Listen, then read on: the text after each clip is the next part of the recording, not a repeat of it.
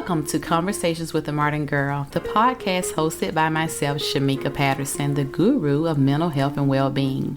Join me as we embark on a journey of exploration and discovery, as we deepen our thoughts, as we discuss topics that affect our community.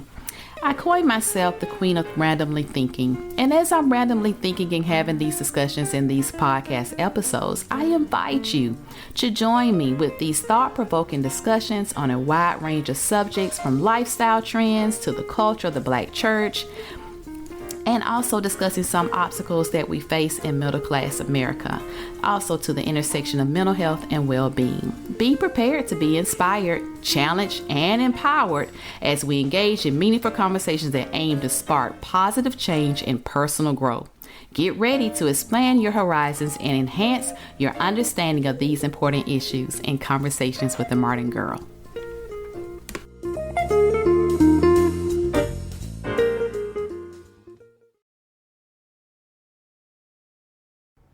Thank you for joining Conversations with the Modern Girl. I just wanted to take the time to just talk. I mean, basically that's what I do on this podcast, right? And I have been randomly putting up these lives on Sunday night. It's kind of like a Sunday night's conversation with a modern girl on my Instagram.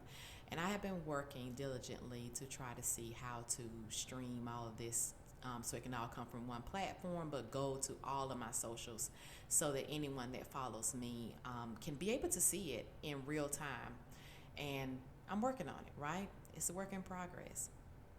You know, tonight I was just thinking to myself about my podcast, about what I'm doing, about where I would like to go and be. You know, at the beginning of the year or at the end or the close of a year, we start doing this type of process of thinking of what's next. What are the next steps that I need to take? How can I get closer to reaching my goals? How can I get there?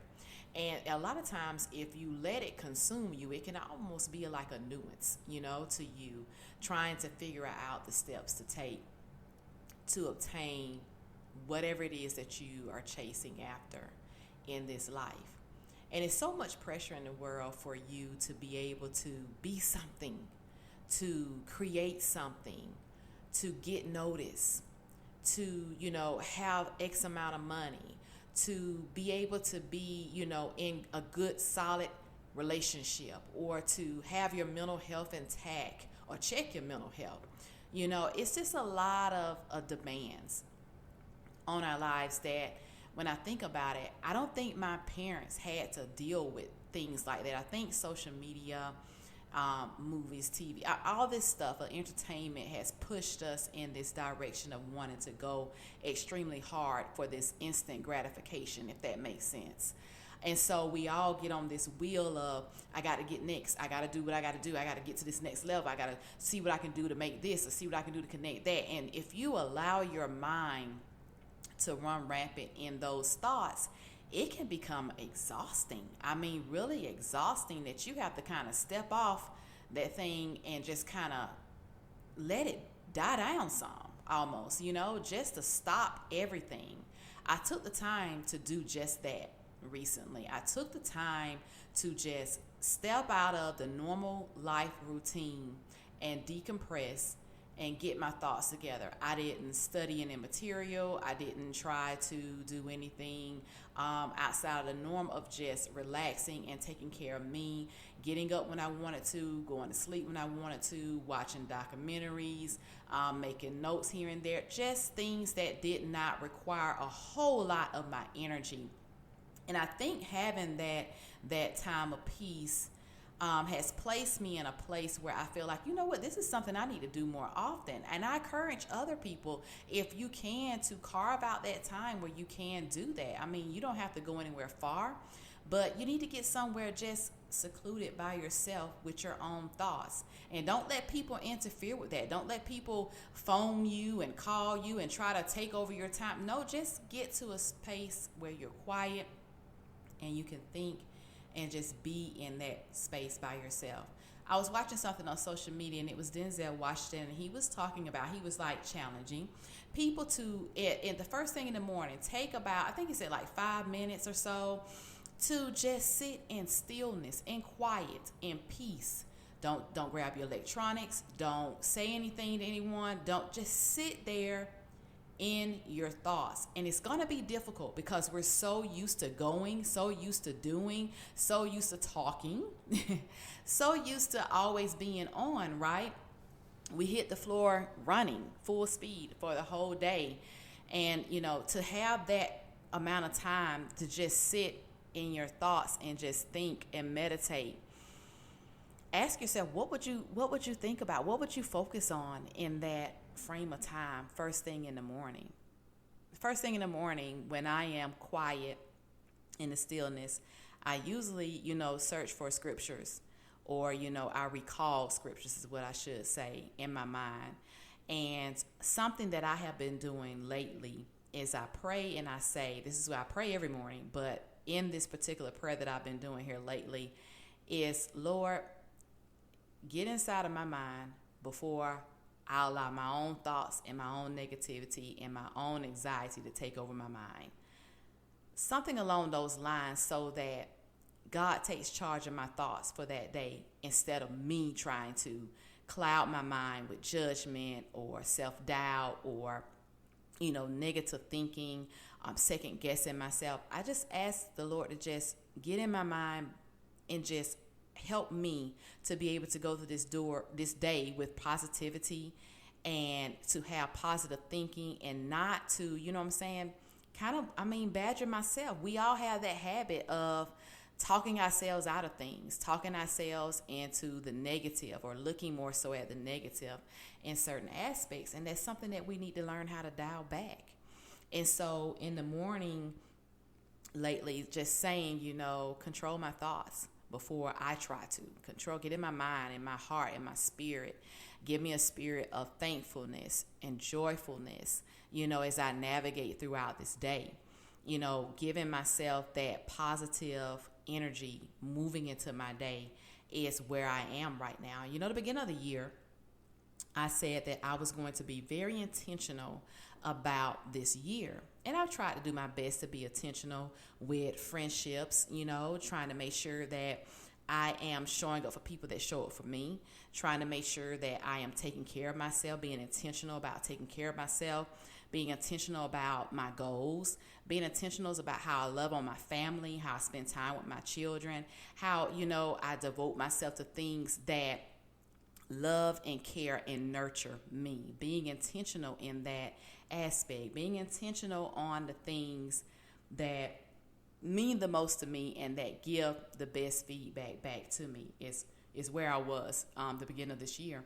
And so throughout the months, that has been, the cycle that I have been on. If it's not serving me, if it's not, pouring into me, if it's not good for me, I'm cutting it off. I'm trying to move forward. But what about those things that are so repetitious to you? Some things that are such routine to you that it becomes a part of you, and you don't realize how far you're wrapped up in that something. Because we all have something. We all have something that we hold on to, that we continue to carry with us year after year, day after day, week after week. Something that we continue to carry with us that we need to let go of. We have to let go of that. And my prayer is that not only myself, but you as well can let go of whatever it is. Because if we're going to be intentional about how we live our life, then we got to make sure we cut all baggage and anything that may hold us back or ooze any type of toxicity into our plans for our lives, right? Sometimes, we try to reach this pivotal moment, or we try to climb to get to this pivotal moment in our life when we feel like we're just on the edge of embarking onto something that we have worked so hard for. And sometimes a monkey wrench is thrown in it. And it disrupts everything. It's a distraction that knocks you off your game. And, sometimes that is just that, something that always keeps coming back and distracting you in some type of sense. It can be a person, it can be a habit, it can be, it can be anything. Only you know what that it is. And when I say it almost becomes a part of you, it's not it is a part of you, because you have learned how to adapt and adjust to whatever it is. It's a part of you, and you're having a hard time of cutting it off. And I don't know who needs to hear this, but this just, came to me, and I just decided to jump on and talk about it, because I want to win. I want to win in this season, the next season, the season after that, and seasons yet to come. I want to win. And I don't want anything holding me back from what my destiny is. And I'm a firm believer in faith that God created me with special gifts and talents that he designed specifically custom made for me. And he did the same thing for you. And because I believe and feel that wholeheartedly, I don't want anything to stop me from getting to where the Lord wants me to be in this life. And you got to be careful when you say things like that or pray things like that, because things that may have been a part of you, things that you have become comfortable with, things that you feel like consume you, and you may think that it's, that's just that, or that's just what I've been dealing with for so long. Those things you become so comfortable with, those things may be the very things that are weighing you down from getting to where you need to be. So you have to ask yourself, am I going to continue to let this outweigh the good that I could have in my life? Am I going to let this, holding on to whatever it is, am I going to let that damage my future? Am I going to let that deter me from pursuing my goals? Am I going to let that distract me from being who I was created to be? Because we're creatures of habit. Humans are creatures of habit. And when we get into a routine, or when we get, into, these relationships, or we get into these friendships, we get into these jobs, we get into, these clubs or groups or whatever, it may be, we become, kind of tied to that. And a lot of things we may have passed off and ignored, or just kept your head down and kept working, kept going, because this is what I need, because we feel like we need this. But the reality is, the only thing you need is the Lord. That's it. The only thing you need is Jesus. And once you change your mind to that, I swear it'll be a different world for you. Once you turn your focus to, all I need is Jesus. All I need is to turn my focus on him. All I need to do is to seek him. All I need to do is to keep cleaving and holding on to what I know, holding on to the word of God, going into the word of God, getting a song in my spirit, telling myself that this is how I'm going to navigate in life, because I want to live my life to the fullest. And any and everything that is attached to me that does not belong, that hinders me from getting to where I need to be in this life, I want it gone. Now, those are some powerful words now. They are powerful words, but they are needed words. If you're ready to really walk in your complete truth. I had this conference, and one of the things that we talked about was walking in your truth, trusting the process. And it is a process. This whole life is a process. We go through different dimensions in this life. We go through different things. I like to use the analogy of a butterfly, and how the metamorphosis of this butterfly brings about this new life, this beautiful insect that flies in the sky. I like to use that analogy a lot of times, but we have to be willing to transform. We have to be willing to yield to the process. We have to be willing to trust the process. We have to be willing to walk in our truth. And if it doesn't feel right, if it don't look right, if it's not benefiting you, if it's not pouring into you, if it's not giving you the positive energy that you need, you don't need it. And if it has such a hold on you that you feel like you can't let go of it, pray about that thing. Write it down. Pray about it. Write it down. Pray about it. Write it down. And practice letting go. Practice, visualize letting whatever it is go. Visualize yourself being where you want to be in life. We all have dreams. We all have dreams. You know, children have dreams, and they don't let anything stop them from blurting out, "Hey, I want to be the president. I want to be this," or "I want to be a movie star. I want to be a superhero." You know, kids even say, "I want to be, I want to be the guy that picks up the trash." You know, whatever intrigues them in those moments, they don't have no problem with saying that. As we get older and we go through life, we start to conform to other people's opinions and thoughts, and we start getting these labels placed on us of who we should be, or what we should do, or you can't do that, or you can't go here, and that's impossible, and that's never happened before, this can't happen. We start getting that, and we start letting our imagination, our dreams suffer, dry up, and die.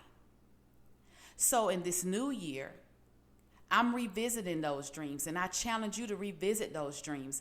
Dream as wildly as you desire. Dream as big as you. We serve a big God. We serve a big God. And a lot of times we like to put God in a box and we think this is it. No. Above all you can ask or think, God can do anything. He can do the impossible.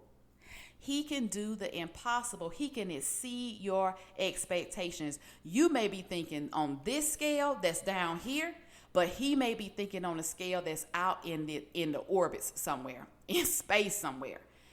But all you got to do is believe, but you got to let go of some things. And some of those things, or those it's that we have to let go of, may be hurtful. It may be hard to do. It may be very, very challenging. And, you may not feel like you can do it. But if you're serious about this thing, if you're serious about walking in your truth, if you're serious about walking in your calling, if you're serious about being what you were created to be, you got to meditate. You got to pray. You got to be able to say, you know what, by any means necessary, I'm going to achieve it. I don't care what it looks like, what it feels like. This is what I want to do. This is what I have to do to get to where I want to go, to get to my destiny. That's what I have to do. So, taking those things into account, how do you see yourself moving forward the end of this year and into the next year and into the next year? How do you see yourself in that? How do you see yourself 2 years from now? How do you see yourself, in the near future? Let's take small steps. Think about it,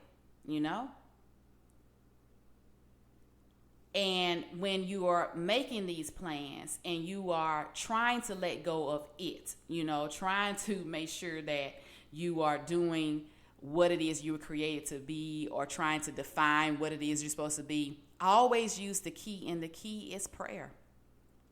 The key is prayer. And you know what the promise is? The promises of the Lord, the scriptures, the things that he said that he would do, how he said he would show up, how he said that he will make a way out of no way, how he said that it is so.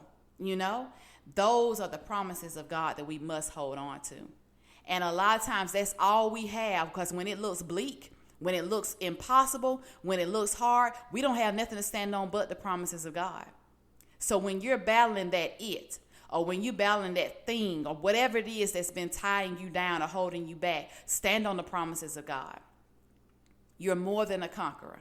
Stand on the promises of God, knowing that the Lord has your back 1,000%. Lean into that. Lean into him. Lean into knowing that all things work together to the good of those who love the Lord. I want to leave you with this. Finally, my brethren, be strong in the Lord and in the power of his might. Put on the whole armor of God, that ye may be able to stand against the wiles of the devil. For we wrestle not against flesh and blood, against principalities, against powers, against the rulers of the darkness of this world, against spiritual wickedness in high places. Wherefore take unto you the whole armor of God, that ye may be able to withstand the evil day. And having done all, stand ye therefore, having your loins girt about with truth, and having on the breastplate of righteousness, and your feet shod with the preparation of the gospel of peace.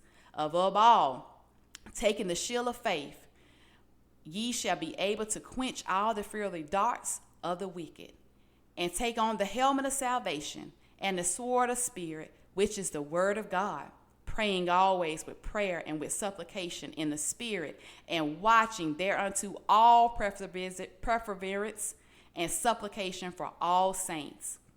And for me, that utterance may be given unto me, that I may open my mouth boldly to make known the mystery of the gospel, for which I am an ambassador in bonds, that therein I may speak boldly as I ought to speak. Right there, they're speaking boldly. Call those things into the present time. Call those things that are not into this right here, into what it is that you want. Believe in that. Say it. Like I said, if it's something that you have to write it down, pray about it. Stay steadfast, stay unmovable. I just want to get on here and talk to you about that. I hope this helps someone. Tell a friend to download Conversation with the Martin Girl. Be blessed.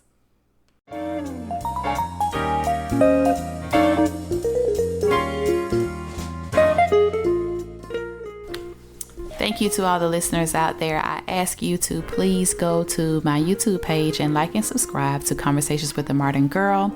Also, take the time to follow me on my social handles.